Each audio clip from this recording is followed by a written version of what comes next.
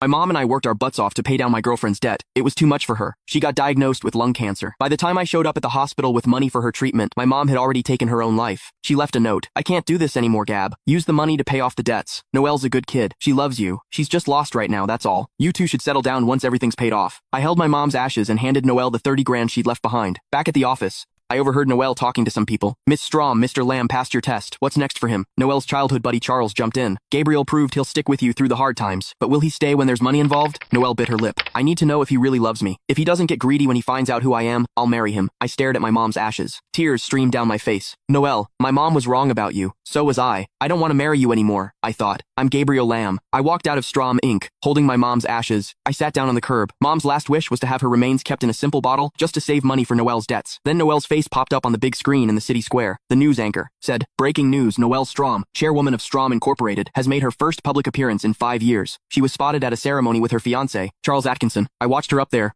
looking all confident and successful. Tears rolled down my cheeks. My mom and I had worked ourselves half to death to clear her debts, and it was all a lie. I sat there in a daze until it got dark. Then Noelle called. She sounded sweet, like always. It's late. Why aren't you home? Where are you? I'll come pick you up. I opened my mouth, but nothing came out. Before, I would have been all cute about it like, there you go again, bugging me while I'm working. But now, I couldn't talk to her that way anymore. She sounded a little worried. Where are you, Gab? Working. She paused, like she just remembered. I'd been killing myself every night to pay off her debts. She'd promised to marry me once the debt was gone. She'd finally settle down with me. That's what my mom wanted for us. Today was supposed to be the day she told me the truth.